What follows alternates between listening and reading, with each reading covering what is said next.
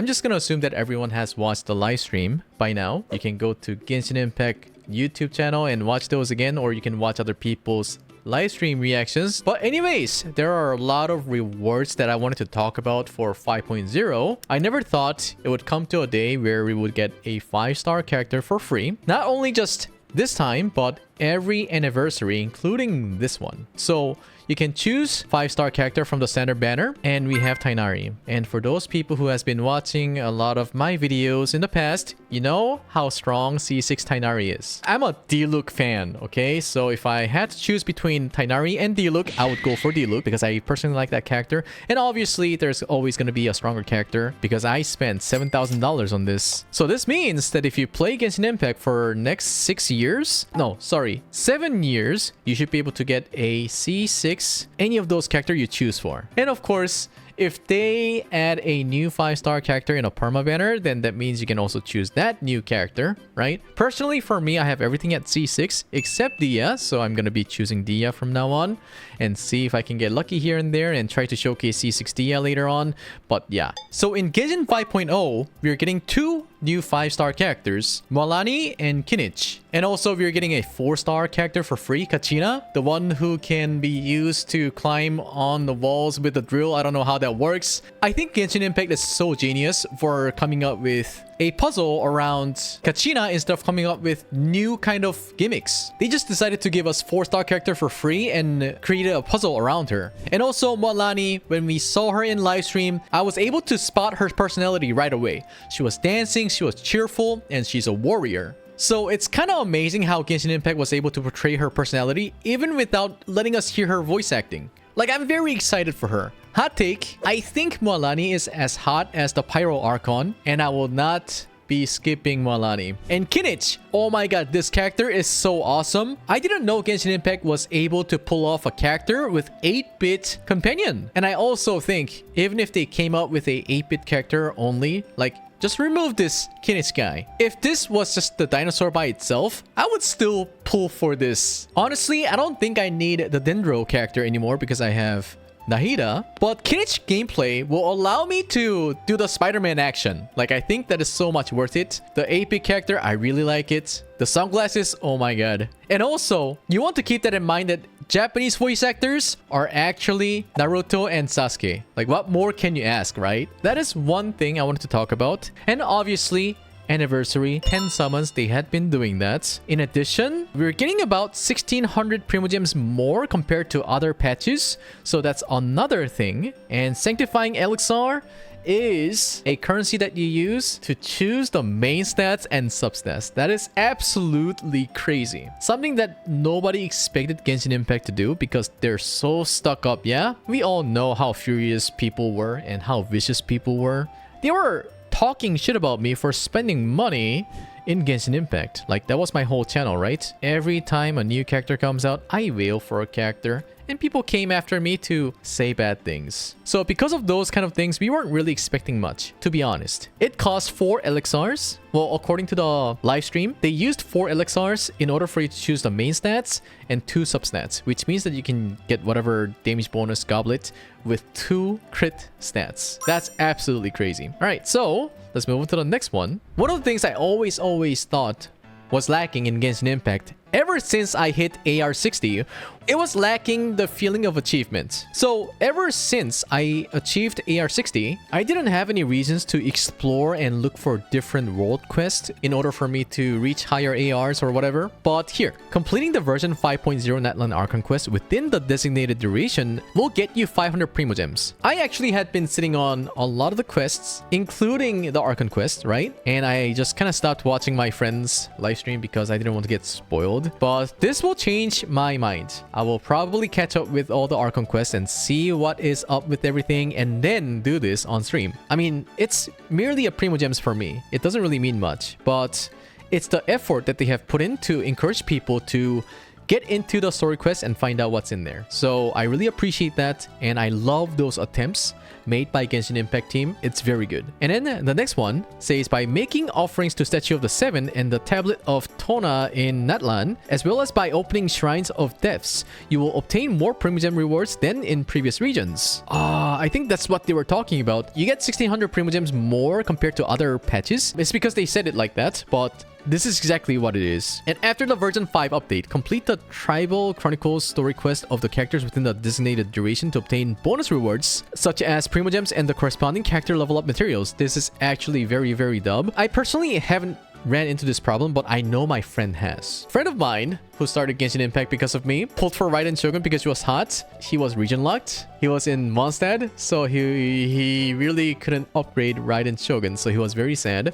But this change is going to prevent that from happening. From the live stream, they said that you get enough materials to get your character to level 60 right away. So that's something. And then here's another banger. I remember spending like 6 hours after starting Genshin Impact to collect all the Geoculus and Animalculus in order for me to max out my stamina. But after the version 5.0 update, if you have yet to reach your stamina cap, then you can increase your stamina limit by making an offering to a Statue of Seven in any region. That is an absolute cinema. Part of me just feeling like, oh, man, I struggled, so everyone else has to struggle as well. However, I know that this is a step forward for people who is not so committed into Genshin Impact and feeling like, oh my god, you know, it's taking so long, I'm not gonna do it. This will solve a lot of problems. So I'm very happy that Genshin Impact is looking for problems to solve. There is a battle pass system optimizations, which you can just kind of choose whatever materials that you want to get instead of just getting all the set materials like Mora, you know, the ores and everything. And then also, they had the set region talent books that they give out, but you can also choose whichever regions that you kind of want. And we're at level 9. What is big about this is not the difficulty, because of course they're going to be really easy because you have all the characters at level 90, obviously. But it's the world boss. In World 8, they used to give 2 to 3, which was really bad. But from the live stream, they showed 3, which means that we would probably get at least 3. Either 3 or 3 to 4, people are saying. But I would be very happy if it's just set to 3. It takes like 40 stamina for you to do the world boss. And if you keep on losing that 50-50 and get 2 instead of 3, they stack up. And sometimes, even if you have all your EXP saved up from previous days, you know, you'll get stuck. You would probably need additional days for you to level up your characters to level 90. And that would suck balls. I would really hate that. Regional specialty tracking function, I think it's not really that much, but still a dub because you wouldn't need to be forced to go into Genshin Interactive Map, right? So that is really good. That map thingy in Genshin Impact doesn't show everything. And you were forced to use the Genshin Interactive Map, like, which made me out-tab all the time. And sometimes they don't even drop anything. And I was super mad. And now that they have changed things from the live stream, they showed that it was increased by, well, roughly ×3 or ×4. And I think that is very fair. And then also, another thing. If you do not log into Genshin Impact for 15 days, if I remember correctly, you will be getting 10 summons. Intertwined Fates. So you can use that for the feature banners, not on the perma banner. So that is a dub. And keep that in mind that there's going to be 45 days cooldown. So they're trying to stop you from abusing this, right? And remember number 6? You have to complete version 5.0 Natlan Archon quest within a set amount of time. And then you get extra 500 Primogems. That's what this is for. You can now quick start. Once you complete a certain Archon quest in Leeway and reach adventure rank 28, you can just kind of skip everything. Not really completely remove everything, but like you can start on the Archon quest in order for you to get that juicy 500 Primogems, right? So all these rewards and changes in Genshin Impact, I think it already shows how much they had been thinking in order for them to improve Genshin Impact overall. Honestly, this is just based off of my opinion. Like, we had a lot of complaints from 1.0. We wanted more inventory space. We wanted like claim all. We wanted them to come up with like the pity for weapon banner. We wanted them to add like skip button for stories and everything. People wanted them to give out free pulls or free 5 stars. Some of them were very legit. Some of them weren't. As a Genshin lover, like many of you guys, I felt a little disappointed as well, like you guys. And just like how Daowei came out in the 5.0 live stream at the end and talked about how he was kind of lost, it seems like he found a way to kind of get through all of these stuff. You know, giving out 5-star characters, does that mean anything? A lot of the people just save up Primogems in order for them to pull for the new characters that they come out, right? So after Genshin Impact aged like 4 years, they probably kind of gave up on this no free 5-star kind of thing, and they probably started giving out. I think that still means something. But aside from free 5-stars or more Primogems, what I appreciate the most about this whole change is the systems. The artifact substats, main stats, you know, them trying to get us to play Archon Quest or them trying to get us to play the story quest in order for us to get to know the character better instead of just hogging onto them like Tenha, you know? So yeah, I honestly thought 5.0 live stream was an absolute banger. And I'm so sorry for yapping all by myself. I actually wanted to ask for your opinion to see what you guys think. But guys, I think a lot of the people, I have already seen the reactions while I was watching the live stream. So like, I know how you guys feel. Like I think we all felt the same thing. We feel more valued. We feel like they actually did care about our complaints and they tried their best to fulfill our request or whatever we wanted, right? And it would be a shame if we don't find out what happens at the end in Genshin Impact. And also, I say this all the time, but Genshin is a great game. It's more on the console game side than a gacha game because you can just quit now, come back 3 years later, and you can still play without any problem. A lot of the gacha games that you play, you quit, come back after 3 years, all your characters, trash. All the equipments, trash. You need to find a different way to level up your characters.